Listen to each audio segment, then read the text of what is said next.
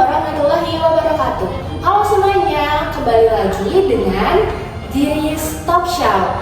Nah, jadi di sini kita ada narasumber yang bakal ngejelasin tentang manajemen risiko. Boleh dicoba dulu sama teman-teman narasumber. Gimana tadi pembacaan Diris Talk Show? 1, 2, 3. Diris Talk Show. Oke, jadi gitu ya. Diris Talk Show itu adalah 3 resiko gitu. Jadi kita dari kelompok 3 manajemen resiko.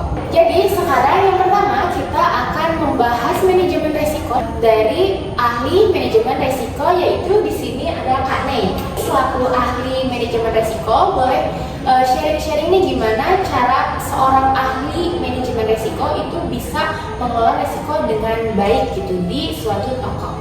Oke, sebelumnya makasih ya buat Mbak. Jadi manajemen risiko itu nggak selalu tentang kayak apa sih yang bakal terjadi gitu, kemungkinan yang bakal terjadi kalau kita mengelola atau membuat keputusan.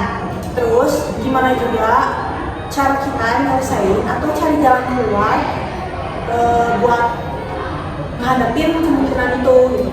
Kalau misalnya kita ambil contoh dari toko sembako nih, kan banyak juga nih masalah-masalah yang bisa datang gitu kan, kayak misalnya contohnya barang rusak, barang hilang, terus barang kadaluarsa, kelebihan stok, dan stoknya nganggur. Kalau biasanya kita sebut sebagai dead stock. Oke, jadi resiko di toko sembako itu cukup banyak ya dan beragam gitu. Nah, udah dibahas dari ahli manajemen resiko, kita lanjut ke pemilik toko sembako yang spesial, yaitu pemilik toko sembako Jasmine. Nah, namanya yaitu Kak Nanda. Jadi Kak Nanda boleh nih sharing-sharing gimana sih cara mengelola resiko di toko sembako. Baik, terima kasih ya sebelumnya Kak Nora. Saya izin jawab.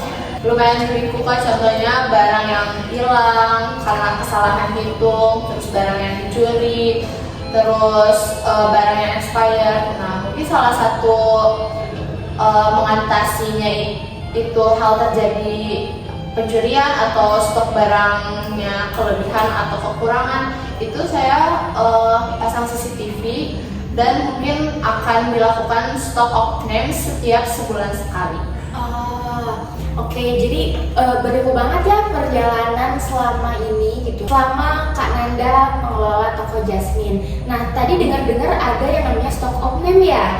Itu stock opname tuh artinya apa sih Kak? Untuk supaya menjadi pengetahuan baru gitu buat teman-teman. Jadi stock opname itu adalah perhitungan barang yang ada di gudang dan yang ada di rak untuk mengetahui apakah kita rugi atau laba. Seperti itu. Mungkin stock opname itu dihitung stoknya satu-satu yang ada di rak dan yang ada di gudang juga. Oh gitu. Jadi stock opname itu sederhananya kayak audit kecil-kecilan gitu ya. Oke. Dan tadi dilakukannya berapa kali? Itu dilakukannya untuk sebulan sekali. Oke, 1 bulan sekali ya. Nah, kita tadi udah ngebahas dari sisi pemilik toko. Nah, sekarang ada kaitannya dari pemilik toko Jasmine, yaitu pemasok ya. Nah, dari pemasok ini namanya adalah Kak Mira. Oke, dari Kak Mira boleh nih sharing-sharing sedikit? Baik, sebelumnya terima kasih ya Kak Nora. Sebenarnya dari kami selalu menyarankan kepada toko buat memiliki SOP saat terima barang.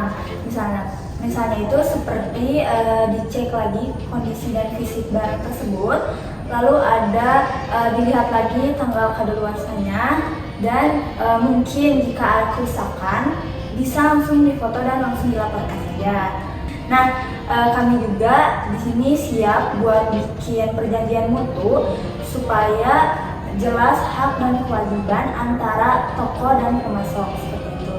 Oke, gitu. Jadi dari sisi pemasok ini udah lebih sistematis gitu ya. Betul. Dan harus lebih teliti juga supaya resikonya bisa diatasi atau mungkin bahkan dicegah.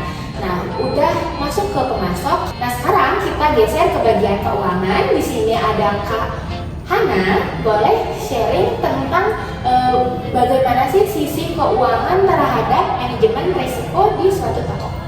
Oke, izin jawab ya karena jadi efeknya itu ke keuangan langsung terasa. Kalau misalnya barang cacat atau hilang itu rugi, tapi kalau misalnya overstock juga bahaya, duit kita bisa ngendap di rak.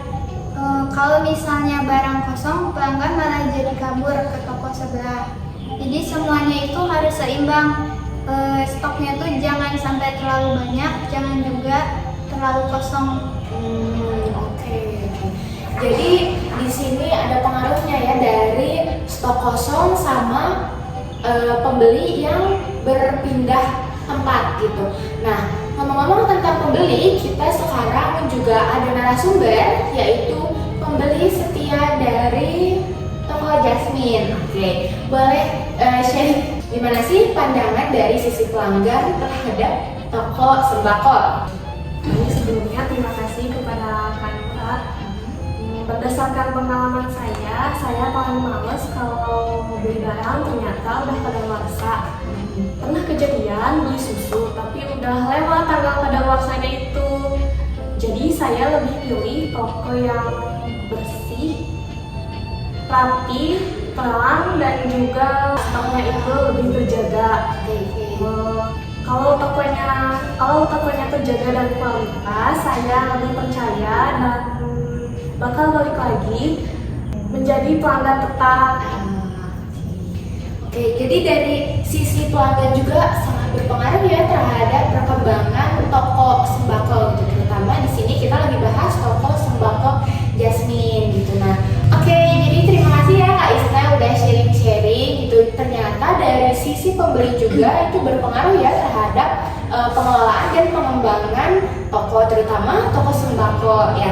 Nah, jadi setelah kita berbincang-bincang dengan narasumber-narasumber yang ada di sini, kita masih punya narasumber yang unik dan agak berbeda gitu ya. Nah, beliau ini adalah mantan pencuri di toko sembako Jasmine. Nah, namanya adalah Pak Tony. Oke, jadi di sini beliau itu berhalangan hadir sehingga kita akan melakukan video call bersama beliau. Oke, sudah bersama Pak Tony? Ya, Selamat pagi Kak Naura. Sudah tersambung di sini bersama saya Pak Tony. Saya mau berbagi pengalaman saat saya menjadi pencuri. Dulu saya pernah mencuri di toko-toko kecil. Kenapa? Karena banyak yang lengah. Gak ada kamera, gak ada catatan, penjaganya sibuk sendiri. Sekarang saya sudah tobat dan saya ingin bantu pemilik toko supaya lebih siap.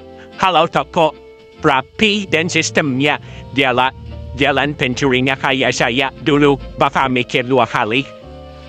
Oke, terima kasih ya atas sharing-sharingnya. Meskipun itu merupakan pengalaman yang tidak baik, yang tidak bisa dicontoh, tapi itu bisa menjadi informasi yang positif gitu bagi para pelaku usaha. Oke, jadi selesai dari Pak Tony, kita berlanjut ke Pak Hadi. Nah, Pak Hadi ini adalah seorang petugas keamanan di toko sembako Jasmine karena berkaca dari pengalaman sebelumnya yang pernah terjadi kecurian atau kemalingan.